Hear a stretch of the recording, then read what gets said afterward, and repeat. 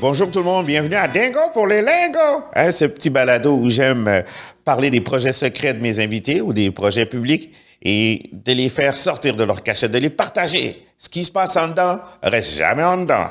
Aujourd'hui, je reçois un comédien, un acteur de ouf, comme j'aime dire.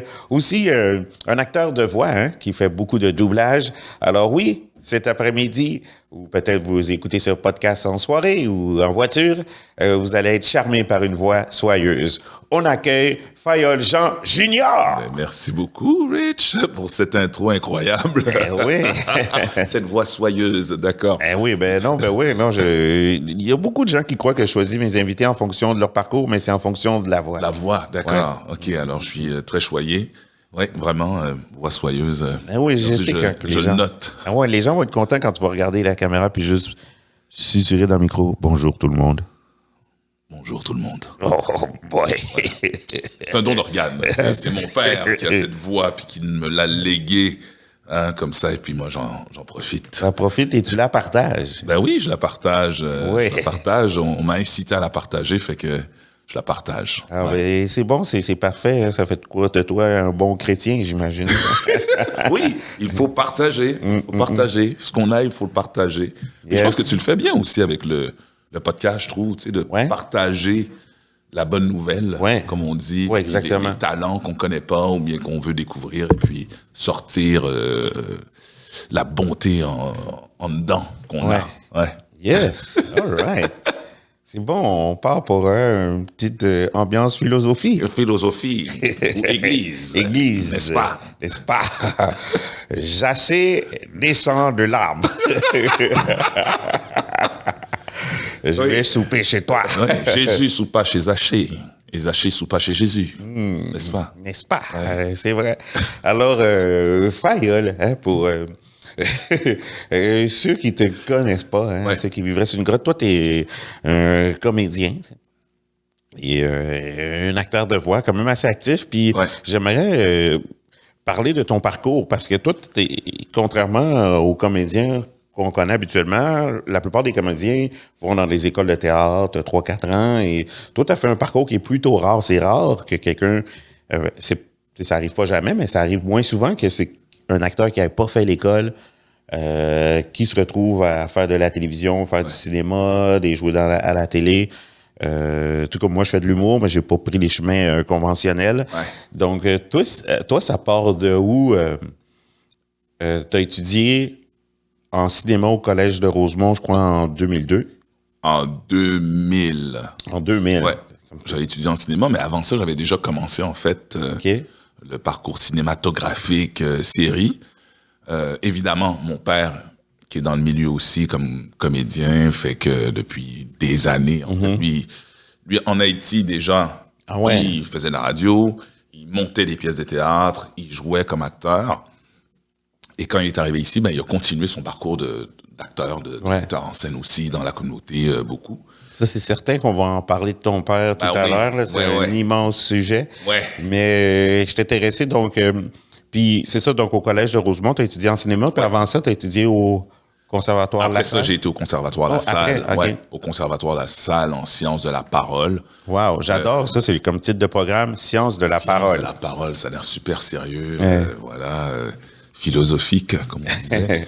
Tu sais pas causer, viens étudier en sciences de la parole. Tu as tout analysé. Fait que, c'est ça, tu sais, théâtre, des cours de radio, mais c'est un cégep, un préuniversitaire, en fait. Puis, j'y suis allé parce que je voulais pas aller à l'école de théâtre, en fait. Là, je regrette de pas y être allé, mais bon. Mais étant donné que pendant qu'on est à l'école de théâtre, on n'a pas le droit de travailler en même temps, étant donné que c'est tellement demandant. Et j'avais déjà commencé mon parcours d'acteur. J'avais commencé dans Lancer Compte, dans Tag. Fait que ça allait relativement bien. Alors, je me suis dit, si je vais à l'école, je vais perdre 4 ans, puis en sortant de là, ils vont m'oublier. Bon, là, je me rends compte, j'étais tellement jeune à l'époque, là, je vois pas comment ils vont m'oublier ou quoi que ce soit. Mais j'avais peur de ça, en fait. Oui, quand t'es jeune, tu sais pas, là, tu connais pas, là, fait que j'imagine que t'es terrifié à l'idée. Fait que toi, t'as commencé jeune. T'avais quel âge quand t'as eu tes premiers contrats ici? Premier contrat que j'ai eu, c'était dans une série qui s'appelle Tag.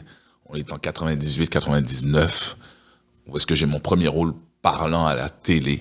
Ça, c'est à Télé-Québec. Hein? À Radio-Canada. Radio-Canada, je me souviens, avec Louis Oliver. Exactement, exactement. Moi, je faisais partie du gang rival, Black Snakes.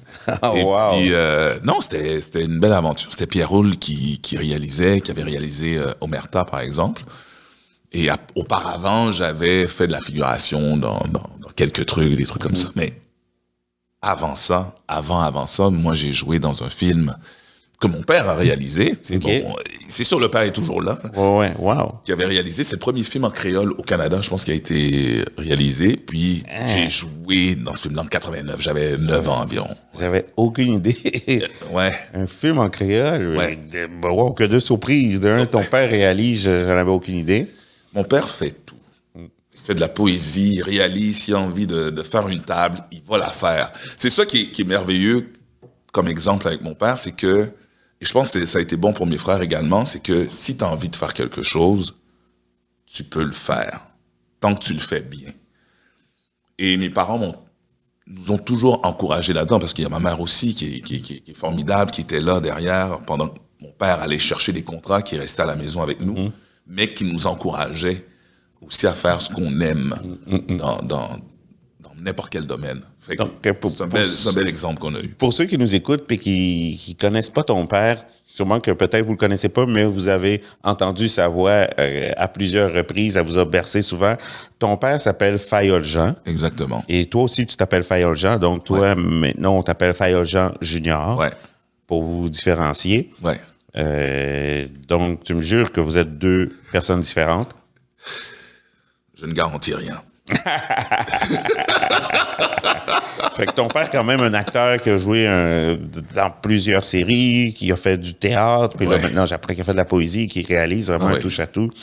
C'est vraiment cool. Fait que toi, aussi, tant que la première série, tu as joué dans Lancer Compte aussi. La série, tu as joué dans les séries télé et le film. Et le film. On a fait 15 ans de Lancer Compte quand même. Ah ouais?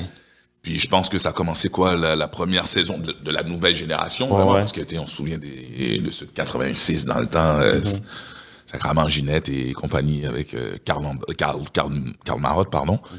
Puis en 2000, il y a une nouvelle génération, puis moi je suis arrivé, je faisais le rôle d'Alex Beauchesne, le gardien de but.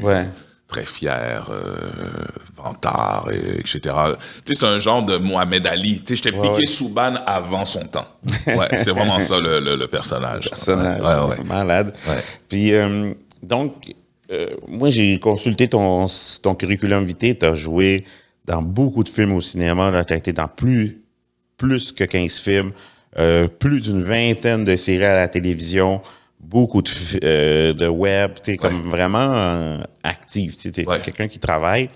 Donc, c'est quoi le conseil que tu donnerais, je dirais, à un jeune, tu sais, qui regarde, qui veut, comment tu fais, tu n'ayant pas été à l'école de théâtre, tu sais, comment tu fais pour être bon? Tu sais, en toute modestie, là, mais c'est comme pour genre... c'est peut-être une question au piège, mais merci. Tu fais beaucoup de théâtre ou tu consommes beaucoup de films ou tu regardes ton père travailler ou tu as des coachs ou... Je pense tout ça, en fait. J'ai beaucoup suivi mon père. Par la suite... Suivi ton père, donc tu allais le voir? J'allais le voir sur les tournages, lorsqu'il montait des pièces de théâtre aussi, parce qu'il en a fait pas mal dans la communauté haïtienne. Je l'accompagnais. Lorsqu'il allait faire ses disques de poésie... je le suivais en studio, ou bien même il a écrit des chansons, puis il y a des personnes qui chantaient ces chansons. Alors je le suivais très jeune. Alors évidemment, ça a été comme presque une seconde nature pour moi, avant que ça devienne vraiment comme un choix officiel. C'est ça que je veux faire.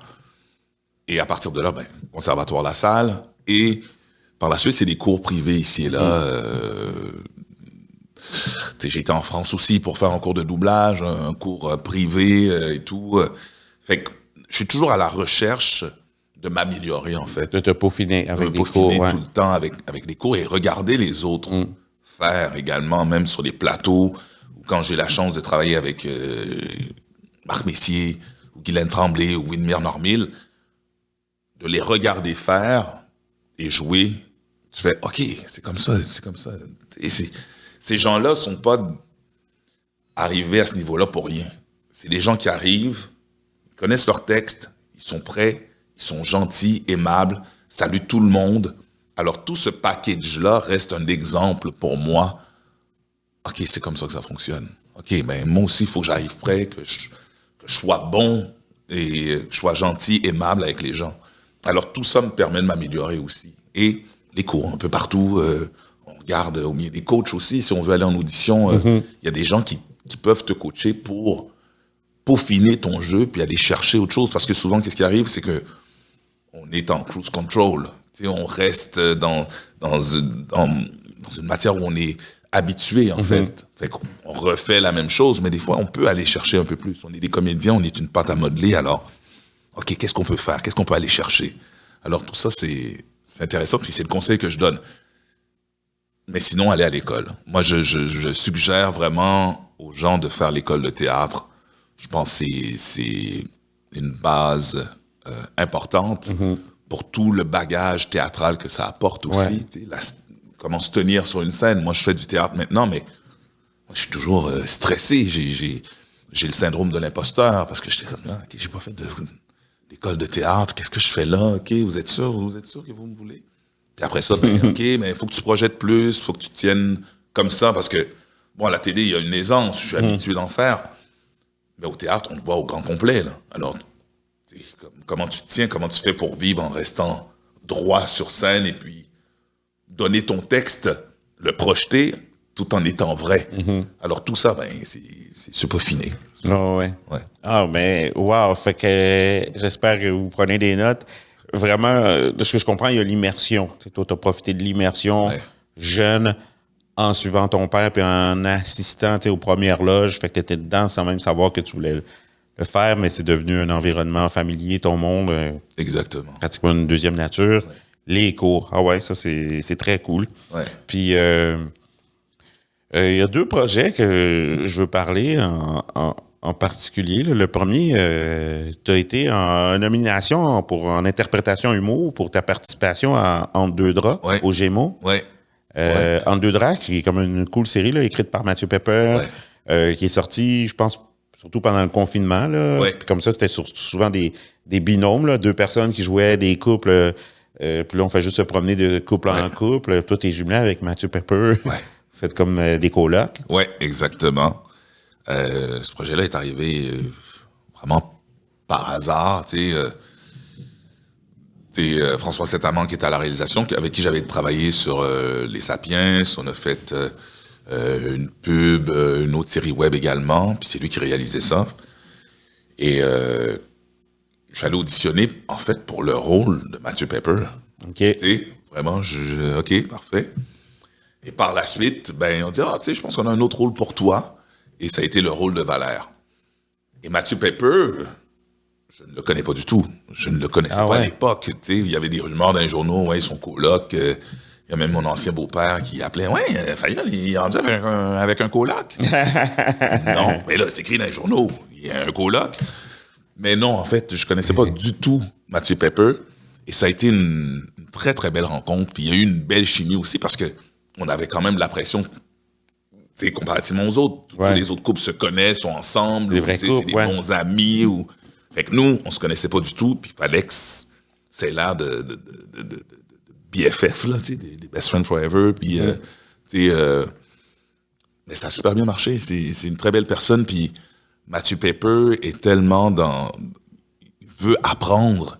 Fait qu'il est super ouvert, puis on discute, puis ça a bien marché. C'était une très, très belle rencontre. C'est fun. C'est très le fun comme projet. Je suis fier aussi. Puis bon, on a gagné un Gémeaux pour ça également. Fait que... Que dire de plus? Beau travail. Vraiment. Puis le haut projet que je veux parler quand même, parmi tous ceux que tu as fait, lui qui est aussi un peu plus récent, mais tu as prêté ta voix dans le film, c'est une animation Soul, hein? En anglais, c'est Âme, en français. En français, Âme. Ça, c'est quand même qui est un gros rôle, là, quand même. C'est mon premier rôle principal en doublage. J'en ai fait auparavant, ici et là, un peu plus petit. C'est produit par... c'est Disney, Pixar. Disney, c'est ça. Pixar, c'est ça. J'avais comme si tu dis Disney ou Pixar. Dans le fond, c'est les deux. C'est les deux, cool. Puis la voix originale, c'est Jamie Foxx. Tabarnouche, quand même. Puis en France, c'est Omar Sy. Wow, non, mais c'est immense, non? Au Québec, c'est Fayol Jean Junior. Eh ouais. Mais Fayol Jean Junior. Junior. Ouais, mais ça a été du travail. On a pris le temps. Sébastien Reding, qui était à la direction, il a vraiment pris son temps pour que ce soit bien fait, qu'on ait les bonnes intentions aux bons endroits. Alors, ça a été du travail, mais j'ai été extrêmement satisfait de voir le résultat final parce que en doublage, parfois, surtout pour des projets comme ça, en animation, c'est que les dessins sont pas encore terminés. Fait que tu vois juste une esquisse, puis là, OK, parfait, mais tu sais, il y a plein de trucs qui me manquaient, qui n'étaient pas encore faits ou dessinés ou qui ont changé avec au fil du temps. Parce que, admettons, pour expliquer pour ceux qui sont pas habitués au doublage, en général, le doublage, c'est qu'il y a un écran devant toi, tu vois l'action, puis là, toi, tu parles, puis tu fais les voix de l'action que tu vois. Exactement, il y a une bande rythmo, en fait, ça veut dire le texte en français, et il y a une barre rouge. Alors, au moment où le texte défile, dès que ça tape sur la barre rouge, c'est là que tu commences à parler. On voit un bout de scène qui dure environ 1 minute, une fois, une première fois, une deuxième fois, ou une troisième fois si c'est nécessaire, si on voit que c'est compliqué, pour voir les intentions de jeu, voir à quel moment il crie un peu plus fort, il est un peu plus fâché, où est-ce qu'il rit, parfait, et à ce moment-là, ben, on se lance, puis on essaie une première prise pour voir pour que ça colle au personnage. Après ça, bon, le directeur est là pour dire, ouais, mais à ce moment-là, c'est un peu moins fort, tu vois, là, il rit plus. Fait que c'est tout un art, c'est autre chose. C'est vraiment un métier de l'ombre, en fait. C'est vraiment prêter sa voix à quelqu'un. Vraiment pour que les gens qui parlent pas la langue originale, l'anglais, par exemple, puissent comprendre le film et l'apprécier. Comme je me considère, entre guillemets, comme un faussaire. C'est de bien recopier l'original. Tu sais, c'est un tableau, puis faire de son mieux avec d'autres couleurs, mais qu'on n'ait pas de regrets. OK, il faut que c'est l'art naturel. Il faut vraiment que tu aies l'impression que c'est Eddie Murphy qui parle, par exemple. Nice. Ouais, en français. C'est cool parce que pour nous, c'est tellement simple. Quand moi, je regarde une série, changer la langue, c'est 2 boutons et hop, c'est joué. Là. Oui. Mais il y a tellement... c'est ça en doublage, comment se lancer. Le personnage, l'acteur a travaillé je sais pas combien de temps à se mettre dans l'univers, dans son personnage, travailler. Et nous, on arrive, on est en studio, on n'est pas en costume non plus. Le costume change. Tu sais, t'es comédien, comment tenir, l'environnement, les gens avec qui tu joues. Mais là, t'es vraiment comme dans un studio, il fait noir, t'as le directeur ou la directrice qui est là, t'as le micro, t'as l'écran. Puis là, tu dois reproduire ce que le comédien fait.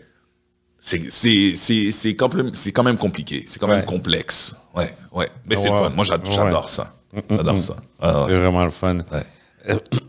Fait que félicitations en tout cas pour ces 2 projets-là. Là. Moi, je trouve ça comme immense. Là. C'est grandiose. Puis comment je pourrais dire fait que toi, avoir mettons, je reviens à ton père qui est dans le métier puis qui a eu quand même un certain succès.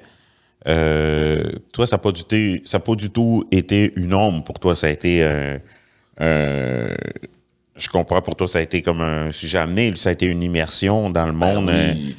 Fait que comment tu vis ça, le fait d'avoir un père connu dans le business, puis toi, tu rentres là-dedans, c'est... Je le vis bien, parce que bon, on aime beaucoup mon père, tu sais, c'est quelqu'un qui est aimé, là, tout le monde l'aime. On respecte aussi. Autant beaucoup dans la communauté haïtienne, parce il est encore très connu dans la communauté, parce que même en Haïti, déjà, comme je me répète, il faisait de la radio, de l'animation aussi, du théâtre. Alors, il a continué également à en faire ici. Et alors, il y a un respect énorme. Alors, évidemment, moi, j'ai de grosses bottes, de grosses chaussures à chausser, tu sais. Mais j'essaie d'en faire fi et de faire mon propre chemin. Propre chemin. C'est ce que j'allais dire. En tout cas, tu le fais bien, je trouve, jusqu'à présent, là, quand même. C'est vraiment ton propre chemin, puis tu as vraiment ton identité, là. Ça, c'est... Je l'espère. Je l'espère. C'est sûr, c'est toujours dur de se détacher, surtout on porte le même nom. Le nombre de fois que je me suis présenté en audition, puis les gens font comme, qu'est-ce que tu fais là? Je viens pour l'audition. Ah mais non, c'est ton père qu'on voulait. C'est pour toi? Ben oui. Non. Ben oui. Fait que moi, je débarque. Métro, tu te rends, ça prend 1 heure, tu te rends là-bas, tu le sais. Oui, OK, je suis là pour l'audition. Mais, OK, mais non, c'est ton père. Oh, puis là, tu sais, mon père, lui, il manque une audition également parce que, ils se sont trompés à l'agence ou bien des trucs comme ça, ou bien, par exemple, des chèques. On m'appelle, l'agence qui m'appelle, qui me dit, oui, Fayolle, t'as reçu un chèque? Oui. Ouais, c'était pour ton père. Fait qu'il faudrait que tu lui fasses un virement pour lui. Tu sais, ça arrivait plusieurs fois. Fait qu'il y a des petits inconvénients de la vie comme ça. Mais tu sais, ça, c'est rien, mais j'ai choisi de faire le même métier que mon père. Ouais. Et ça, c'est très haïtien quand même. Vous avez le même nom. Hein? Les Haïtiens, toujours, il y a toujours des trucs avec les noms. Soit c'est un poème, sinon c'est le même nom. Oui.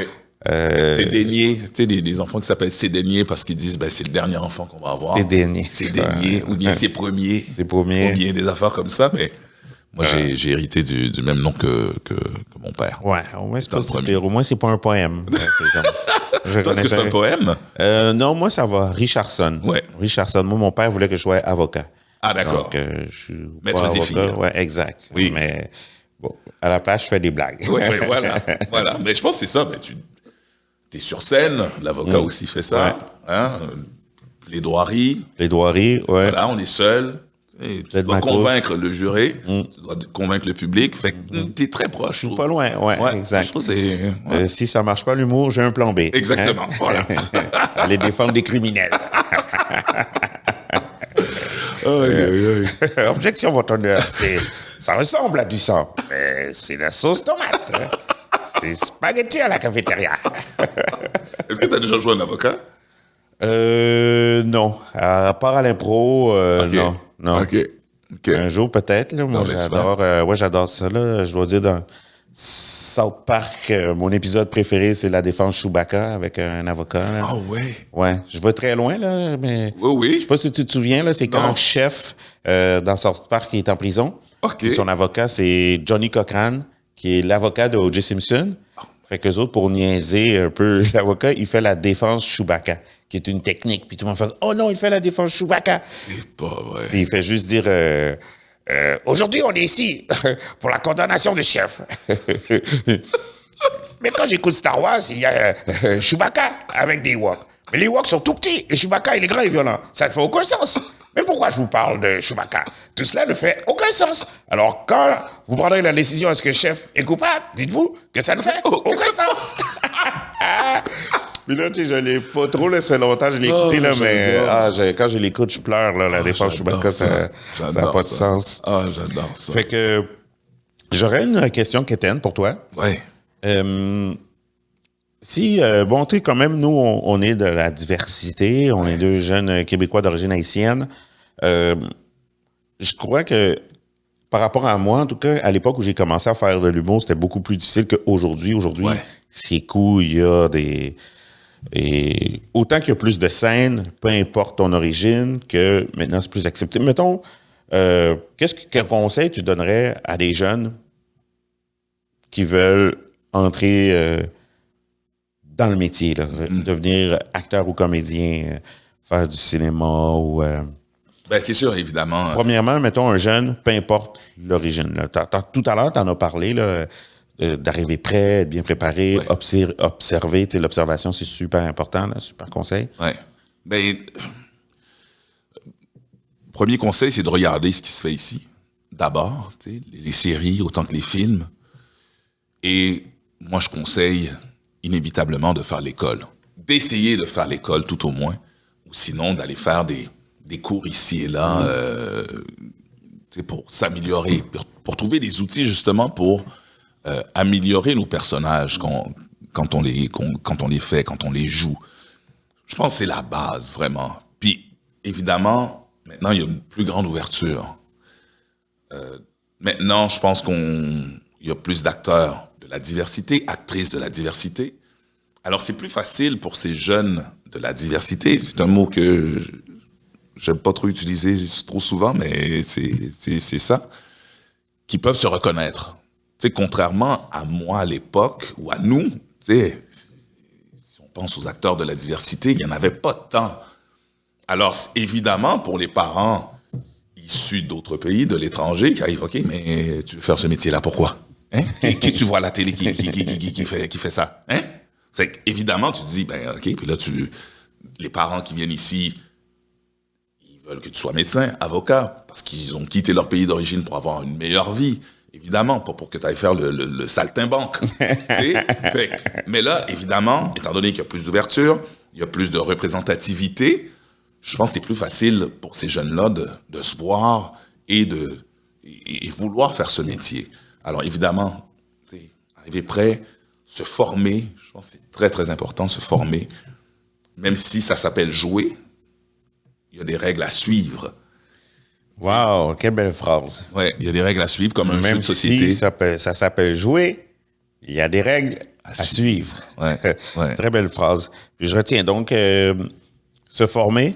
Oui. Et j'ai aimé aussi, tu l'as dit rapidement, mais ta première phrase, je trouvais ça pertinent, là, regarder ce qui se fait ici. Oui. Ouais, je pense que c'est important aussi, souvent. S'intéresser à ce qui se fait. Tu sais, j'entends beaucoup de gens se plaindre. J'ai arrêté de regarder la télé parce qu'on n'est pas représenté. Puis je suis toujours dans ma tête, OK, fine, je comprends. Mais comment ça va réellement changer les choses?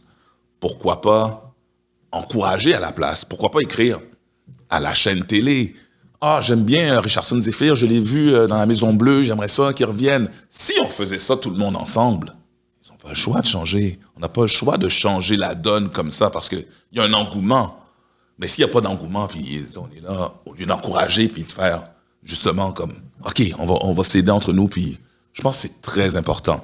Aussi, autant avoir des acteurs, avoir des réalisateurs, avoir des auteurs, des scénaristes, ça aussi, ça va changer la donne également. Mais ça, c'est cool, tu vois. Comme tu vois, c'est un autre discours. Moi, je voulais vraiment être comme les trucs pour ceux qui s'intéressent. Oui. Parce que la société, c'est sûr qu'il y a 1000 affaires, mais on peut pas...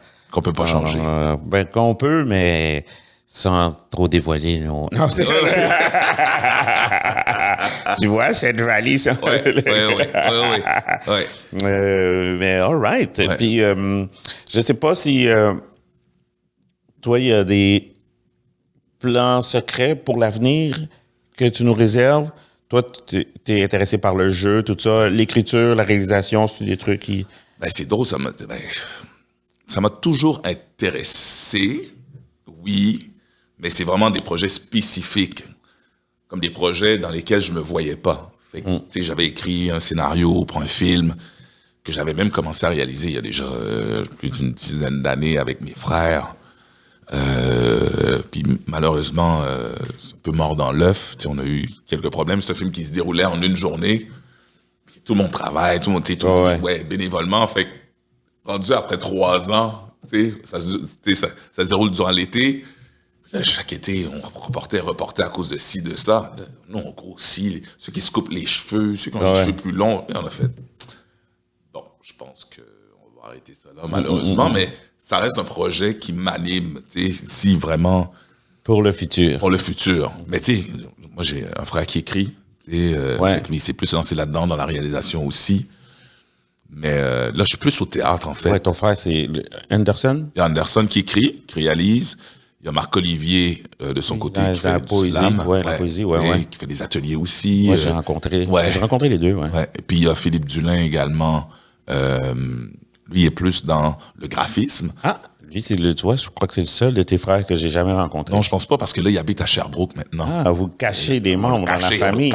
Et puis, il y a ma sœur, elle est dans un autre domaine totalement, plus en hôtellerie, restauration, puis ces trucs-là.